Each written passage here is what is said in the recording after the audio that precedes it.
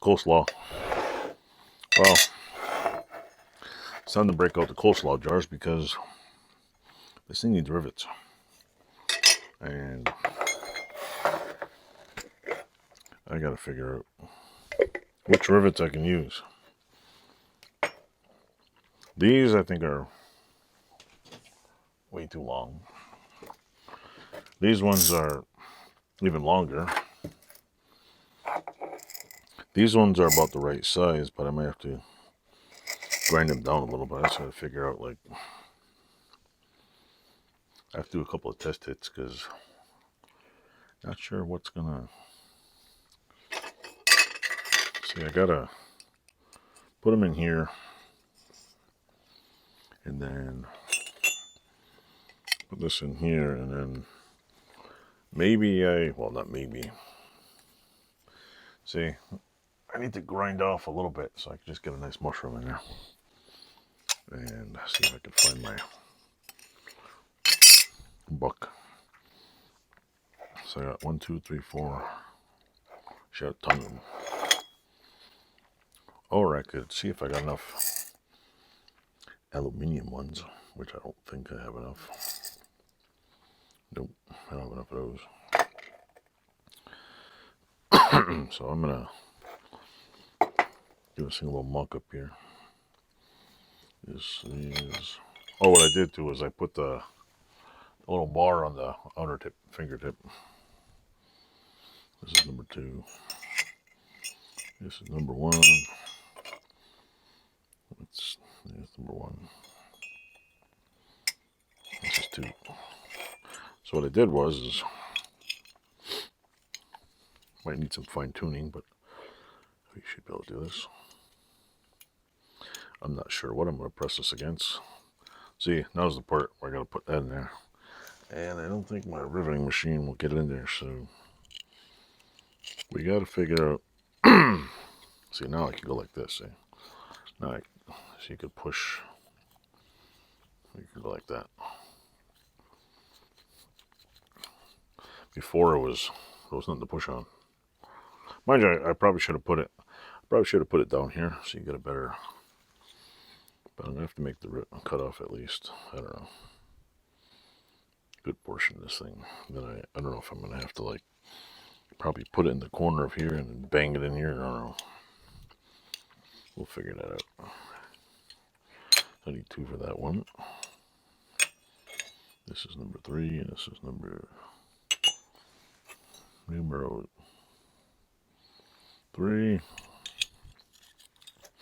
I might just grind down the rivets one at a time. Go on the thingamabobber over there and grind them down nice and slow. Yeah. See this one? There we go. There's that one.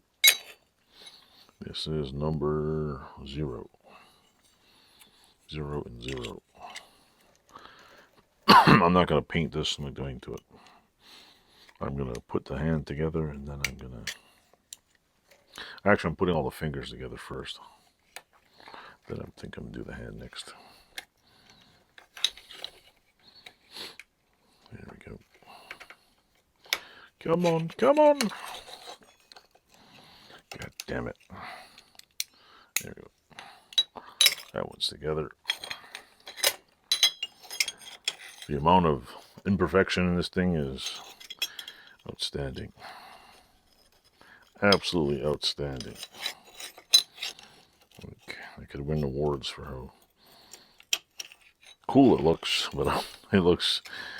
We joke around as a kid. We're like, yeah, it looks rustic. Meaning it looks like shit. But it's not bad. So I'm going to go fire up the grinder, and maybe I should cut these off. I don't know. Probably grind them off be better. What should I use? A hand grinder? I don't know. 2, 4, 6, 8, 10, 12. 12 rivets. We're going to grind 12. Down, 12 rivets. So 2, 4, 6, 8, 10, 12. What am I doing about the blades? I'm just gonna put the blade there and weld it on. That's the last thing I'm gonna weld on. But I gotta get a new battery for my welding helmet. Otherwise, I'm gonna go blind. So 12 rivets. Okay, I'm gonna grind these down and I'll get right back to you after this 100 pounds of rivets in. Yeah, enjoy. Hello YouTube. Now I got a petri dish of hot rivets because I just ground most of them down and they are nice and toasty hot. What am I doing now? Make sure they're not that hot anymore. I have to deburr these stupid things. Take the burrs out of them. So I'm going to attempt to deburr them by hand because I just gotta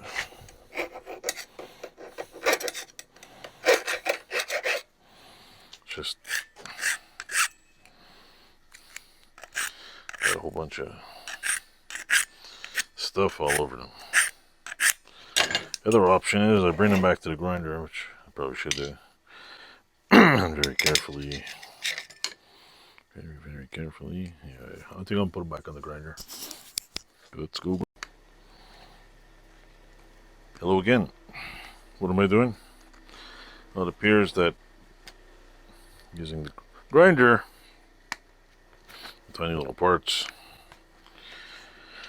only makes tiny little parts fly in the air, and well, you know, we all know how that goes. So I'm going to basically mechanically, by hand, of course, just rip all the burrs off as best as I can, and then proceed to file them down. So that's my plan. It's not a really good plan, but it's the only plan I got right now. Basically, just gonna go like this.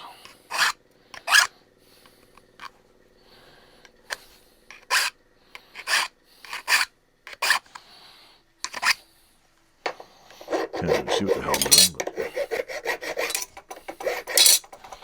I do 12 of these goddamn things.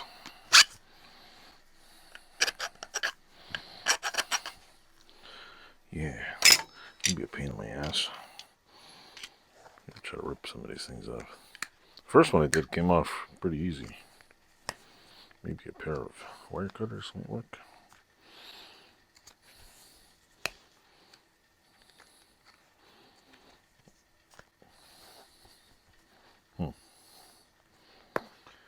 Yep, world's most boringest video.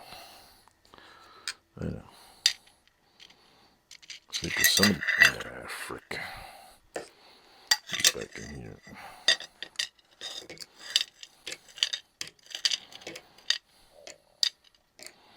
I don't want to lose them all. Because some of them just have some really big, stupid burrs in here.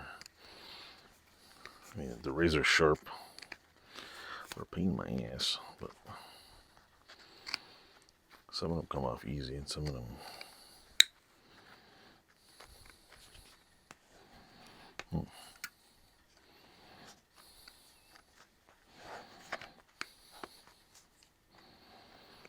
Come on.